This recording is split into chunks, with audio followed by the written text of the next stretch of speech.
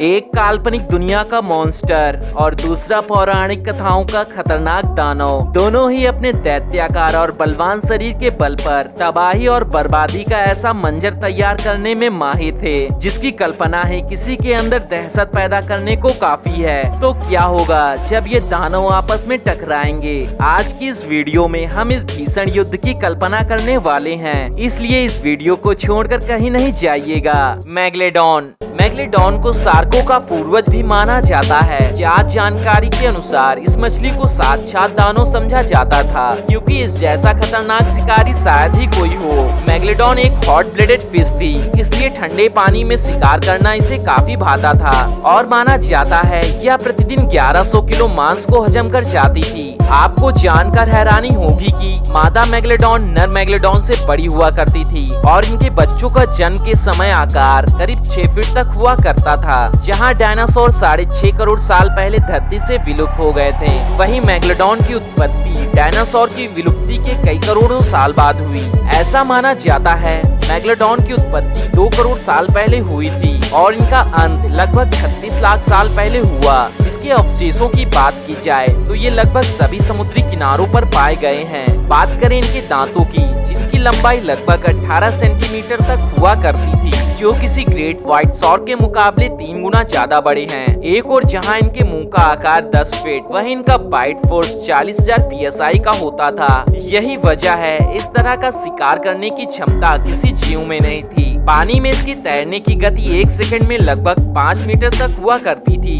इनका जबड़ा 3 मीटर होता था, जिसमें कोई भी जीव समा सकता था। वैज्ञानिकों की माने तो इनके मुंह में 276 से अधिक दांत हुआ करते थे। इनके ये दांत ही इनको बहुत बड़ा शिकारी बनाते थे।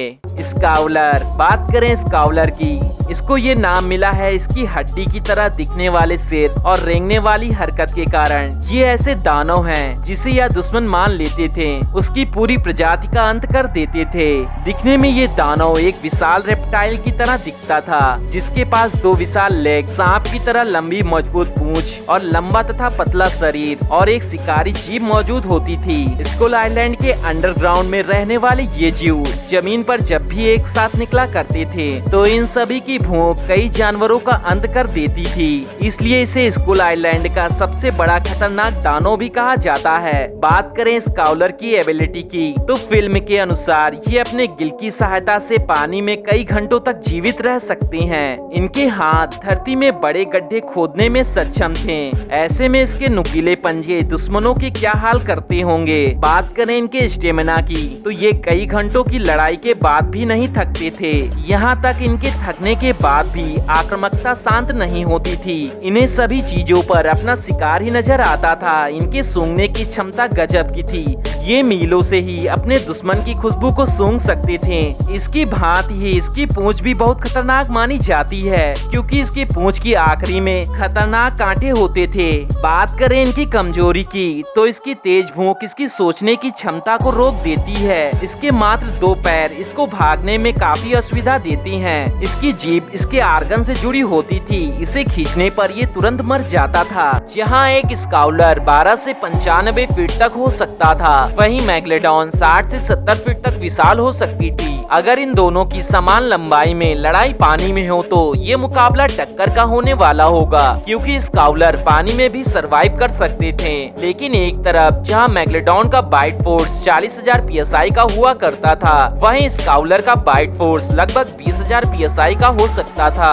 पानी में रफ्तार और शिकार करने की टेक्निक स्काउलर के लिए खतरा बन सकती थी, जहां मैग्लेडॉन को बेनिफिट मिलेगा। लेकिन यह लड़ाई अगर उथले पानी में हो तो स्काउलर के धारदार पंजे और इसकी फुर्ती मैग्लेडॉन के लिए खतरा बन सकती थी। आपको क्या लगता है ये लड़ाई कौन जीतेगा, मैग्लेडॉन या स्काउलर? कमेंट में जरूर बताएं।